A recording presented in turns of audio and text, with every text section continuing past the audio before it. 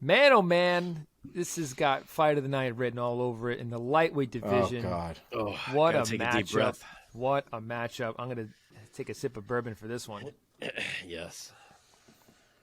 With a little recency bias, this has fight of the year written all over it. You kidding me? Okay, boys. Dustin Poirier taking on Michael Chandler. So we have Dustin the Diamond, of course, famously out of Louisiana, 33 years old, 28-7 as a pro with one no contest. Coming off of a loss in the title bout against Charles Oliveira, December of last year. Dustin's fought everybody. Conor, Hooker, Max Holloway, Alvarez, Gaethje, Khabib. Chandler, a newer entrant into the UFC, long tenure at Bellator. Iron Michael from Missouri, 36 years old. 23-7 as a pro, so very similar records. 11 knockouts to his name, 7 subs. Only 5 fights went to a decision that were in favor of Michael Chandler. Poirier, similar, 14 knockouts, 7 subs, 7 decisions. Chandler coming off of that incredible front kick KO over Tony Ferguson. Omar, let me toss it over to you. What's your take, man? This is a tough fight to pick for me. It's a very tough fight. It's a very tough fight to pick. It also might be one of the most exciting fights that we're going to get to see maybe ever. It's got to be up there. At least it has the makings to be. At least I'm right. At least on paper. Yeah. I mean, Dustin Poirier is a savage. His boxing is, I don't know, insert amazing or adjective here. His boxing is fantastic. His range management is fantastic. His takedowns are great when he needs to have them. His ground control is fantastic. I mean, the man is elite, right? He got run over by Charles Oliveira just a smidge in that third round, excuse me. Khabib Nurmagomedov kind of sunned him a little bit. But if you look at his record, the man wins. He is a winner. It's very hard to pick against somebody with that kind of consistency, and especially understanding how those losses came about. He's losing to the champions. And Michael Chandler, as good as he is, as difficult as he is, at this particular point in his career, he's not a champion. He is a gladiator. He is the man who comes into the center of the octagon, looks at everybody and says, I am here to entertain you. And that could mean him front kicking Tony Ferguson in the face, or that could mean him getting into a barn brawl with Justin Gaethje and eventually losing. I have more confidence in Dustin Poirier to win the fight. I think that it'll be an exciting, brawling fight, but I think at the end of the day, Dustin Poirier, I think, has more of an understanding of how to do that as well as how to win. I also think that as many openings as there will be with them going back and forth, I just think Dustin's boxing is just a bit tighter than Chandler's is. I'm going to go Dustin Poirier by KO round 2. All right, Mark, lay it on us, man. I'm very interested to see how tight or how wide these odds are. I'm guessing Poirier is the favorite, but I'm interested to see these odds. Yeah, I feel like I looked not that long ago and they were tighter. So I don't know if money's been coming in on Poirier. He is minus 225. Michael Chandler is plus 180. It's about right, actually. That's what I figured. Yeah. So I may talk for a minute here. I freaking love this fight. It's incredible. Do it. I think Michael Chandler is incredible.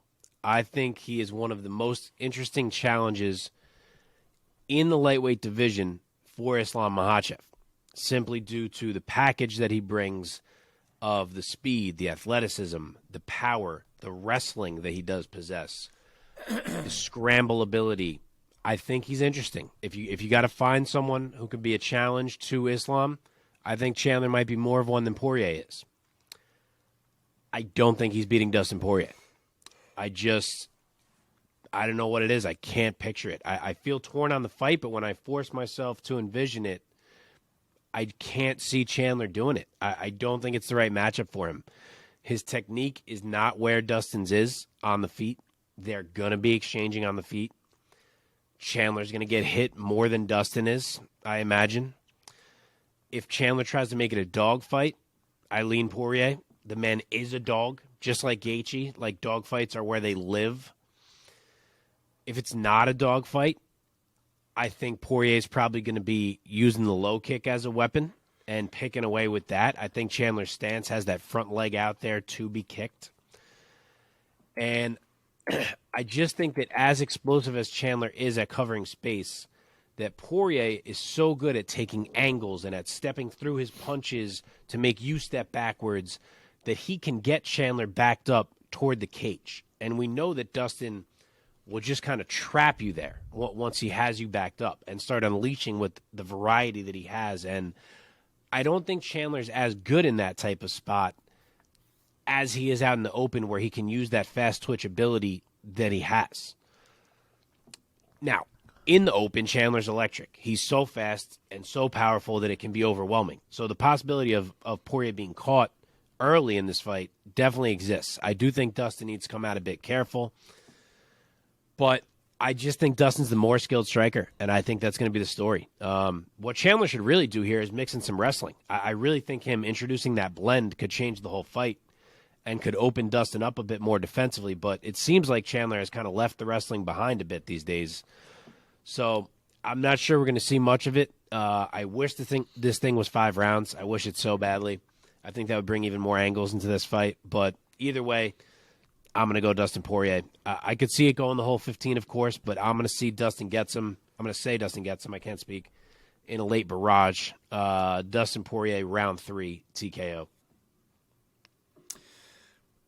Yeah, it's interesting. I heard a quote from Beneil Dariush about this fight, and I really agree with him. I think he says something like that Chandler could be better, and Chandler could beat Poirier. But Chandler seems to be committed to this idea of, like you said, Mark, of really committing to just being this gladiator in this later stage of his career and just trying to be as entertaining as possible in a way that's kind of... gladiator line. It's a good line. Yeah, and in a way that's kind of like strategic on his part. It seems like he's strategizing in trying to make himself the most entertaining and most marketable fighter on the whole roster. And he is, man. Who doesn't want to tune in and watch Michael Chandler? Come on. Hell yeah. Dude's probably making way more money now than he was making at Bellator, too. Sure. I Possibly. mean, they seem to love his ass over there. Oh, yeah, they do. So, that being said, yeah, I do think that Poirier is better just about everywhere. Just about. The thing that I love about Poirier, and I've been a Poirier guy since his featherweight days, man. Since he came up, I was like, this is my guy right here. And, this is documented on this show. My love for this man. But truly, to see where he's evolved to at this point of his career, Poirier, he wears different hats as a fighter. He is both very technical and has very good boxing and striking technique, but he also, at the same time, he's like, if I need to be a dog, I can be a dog, and I can be a fucking warrior, and I can gut it out pretty much against anybody. I mean, looking down his list here of names that he has taken, if it is a stand up fight, Poirier finds a way to win that fight, whether it's with technique or whether it's a war. The only guys who have bested him as of late are Oliveira and Khabib, both of whom have done that with grappling. Yep, dude. And Chandler's not going to honestly, man.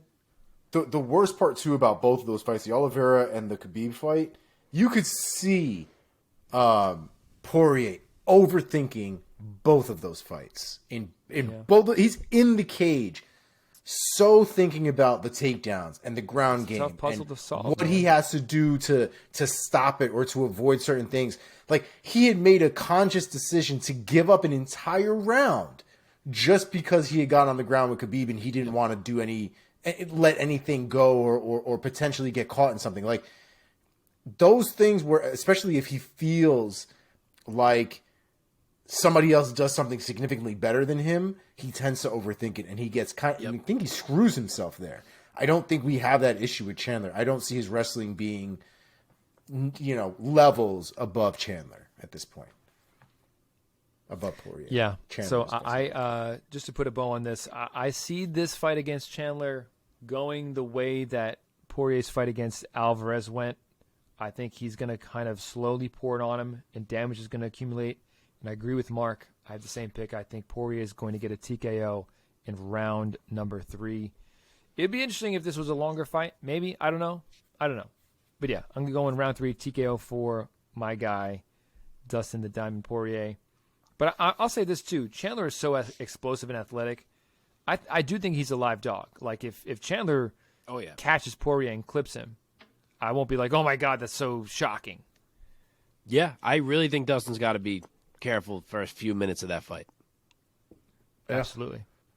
It should be All right, 5 boys. rounds, though. Seems crazy to me that they don't make these fights 5 rounds. Yeah, I don't know. Well, it's the understand. Coco main event. Garbage. Yeah. Garbage.